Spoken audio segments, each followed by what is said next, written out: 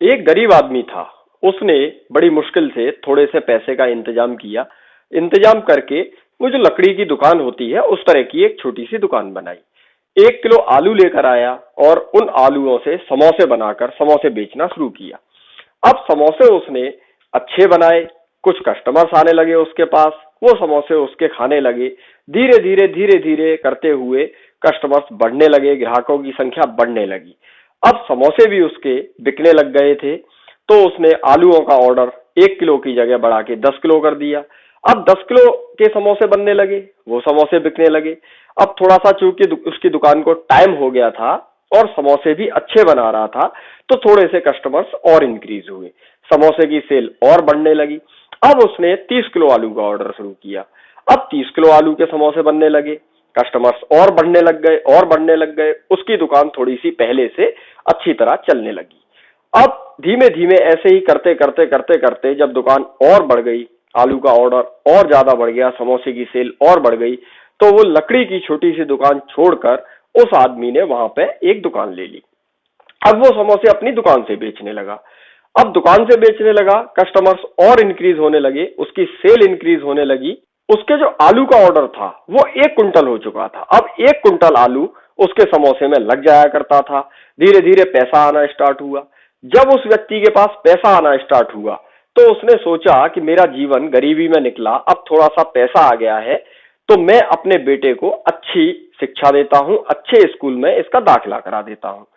तो उस आदमी ने अपने बेटे को एक अच्छे कॉलेज में दाखिला दिलवाया और उसे एमबीए की पढ़ाई करानी शुरू की।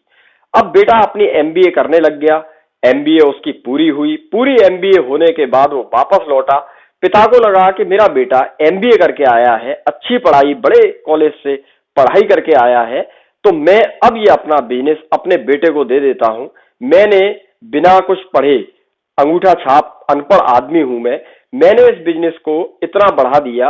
अब मेरा बेटा तो इतनी अच्छी शिक्षा लेके आया है, एमबीए करके आया हुआ है, पढ़ा लिखा है, तो अब मेरे बिजनेस को चार चांद लगा देगा। ये सोचकर पिता निश्चिंत हो गया और वो दुकान अपने बेटे के ऊपर छोड़ दी। अब बेटे ने रिसर्च करना शुरू किया। बेटे ने इंटरनेशनल, नेशनल दोनों तरह के मार्केट्स में क्या चल रहा है, क्या नहीं चल रहा है, आगे क्या होने वाला है, ये सब फोरकास्टिंग करना शुरू की, क्योंकि उसे एक स्ट्रेटजी बनानी थी कि किस तरह से मैं इस बिजनेस को और आगे बढ़ा पाऊंगा।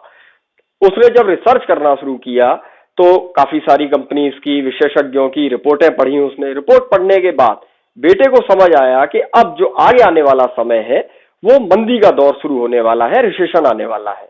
उसने अपने पिता से कहा, पिताजी मैंने पूरा रिसर्च कर लिया है और मैं इस नतीजे पर पहुंचा हूं कि अब यहां से आगे मंदी का दौर आने वाला है। पिता ने कहा, तो बेटा मैं तो कुछ जानता नहीं, तुम पढ़े लिखे हो, मुझे बताओ कि फिर क्या करना चाहिए। तो हमें यह करना चाहिए कि जो हम 50 कुंटल का ऑर्डर दे रहे हैं वो अब हम 40 कुंटल का ऑर्डर लगाएं। तो बेटे के कहने पर पिता ने अब जो ऑर्डर दिया आलू का वो 40 कुंटल का दिया। अब 40 कुंटल के समोसे बने।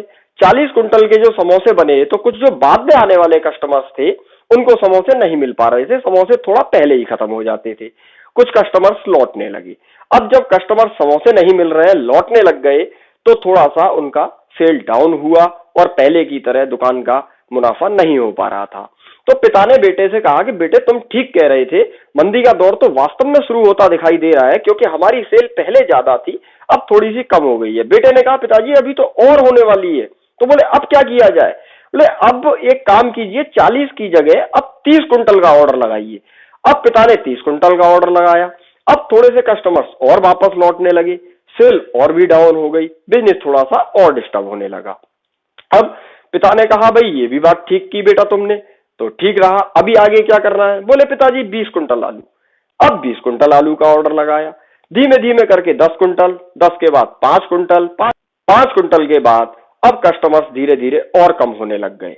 जब कम होने लग गए तो अब उस दुकान को सरवाइव करना भी मुश्किल हो गया, क्योंकि पहले वो छोटी दुकान थी, एक लकड़ी के खोके टाइप में दुकान थी, लेकिन अब चूंकि बड़ी दुकान हो चुकी थी, एक्सपेंसेस भी उसी तरह के थे, अब उस दुकान को रन करना मुश्किल हो गया।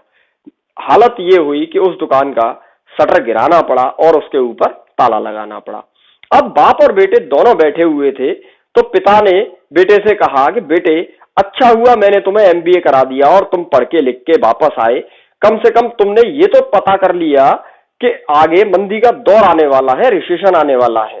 तो अच्छा हुआ कि ऑर्डर कम कर करके और आज हम इस स्थिति पर हैं।